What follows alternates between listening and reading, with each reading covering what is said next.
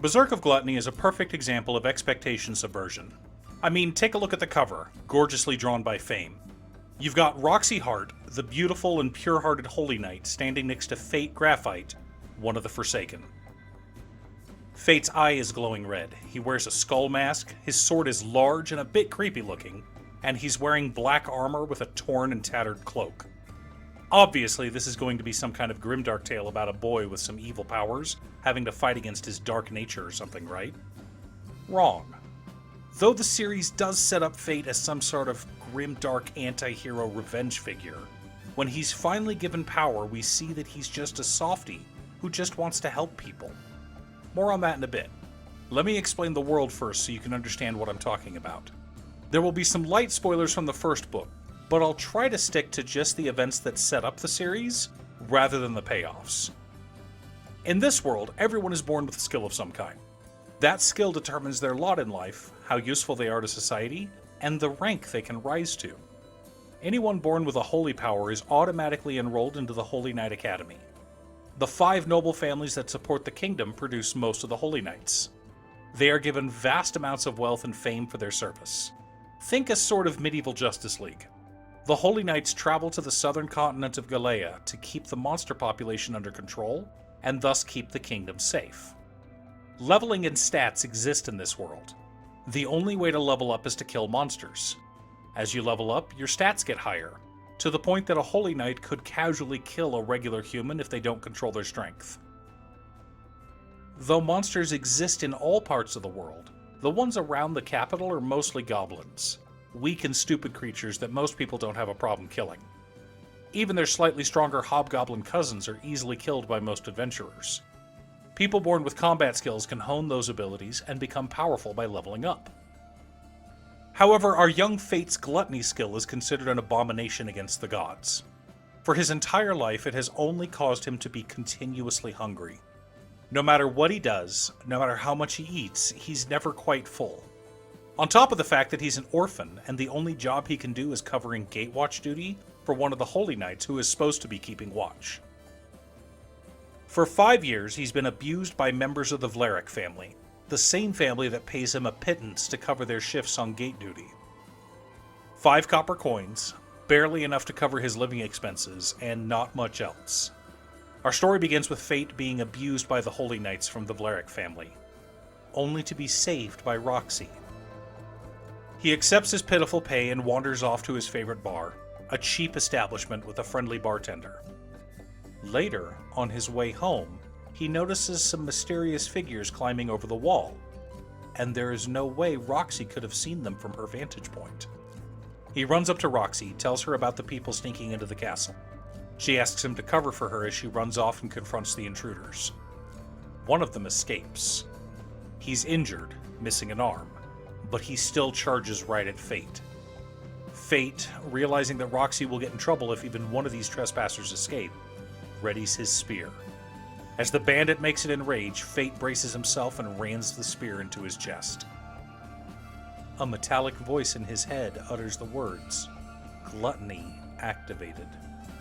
Fate is overwhelmed as his skill suddenly devours the soul of the bandit. His stats shoot through the roof. Where before his stats were all single-digit numbers, they're now mostly 3-digit numbers. He's stronger, faster, and more resilient than he can ever remember being. And for the first time in his life, he is full. That gnawing hunger that had plagued him his entire life was sated. As I stated earlier, people in this world grow stronger from killing monsters. The gods have decreed that you get experience, and this is the natural way to grow. When you kill a monster and absorb some of their XP, you slowly get stronger.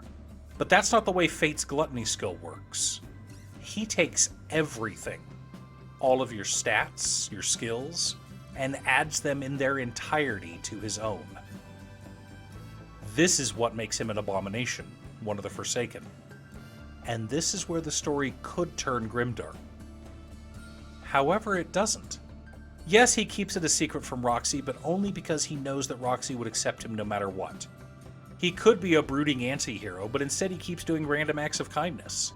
Rescuing kidnapped girls, donating money to orphanages, helping passing merchants, killing monsters before they can stampede. All of these are the mark of a hero. One of the longest running modern mythologies is that of the superhero. Whether a superhero has their powers from divine intervention, a technical accident, years of intense training, or just being from another planet, the superhero mythos is highly prevalent in today's society. Superman is the most widely read comic book in the world, having sold over 600 million copies since he debuted in 1938. He's one of the most famous fictional characters ever, up there with the Three Musketeers, Dracula, or Odysseus. What about the human condition sustains these stories? Why are we drawn to them? The answer is surprisingly simple. When given power, most people want to use that power to help others. It's why so many of us play through the good route in video games. These fictional characters are doing what we wish we could do, if only we had those powers. It's no wonder Marvel has dominated the box office for the last decade. In all of us, there exists a small spark that wishes to help others. And the same holds true in Berserk of Gluttony. Fate is finally given powers. Does he use those powers to seek personal vengeance on those who wronged him? No. The first time he kills another human is to help save Roxy. The second time is to save an innocent. But he knows that he has to keep his power a secret. Because if anyone found out, Roxy, his master, could lose her status as a Holy Knight. Roxy has worked hard these last few years, and is one of the few Holy Knights in the city that is beloved and trusted by the general population. She's a kind soul, and he doesn't want to cause her any more trouble than he already has. And if this secret gets out, and the populace learns that Roxy has been harboring one of the Forsaken, it could all come crashing down, and Fate doesn't want to do that to her. But why does Roxy keep going out of her way to be nice to Fate? And what is that black sword on the cover of the light novel? If you want answers, you'll have to pick up your own copy of Berserk of Gluttony. The first 5 volumes are available digitally from Bookwalker, link in the description below. If you prefer physical books, the first 4 volumes are out now from 7 Seas Entertainment, and Volume 5 releases next Tuesday, March 1st. Thanks for tuning in.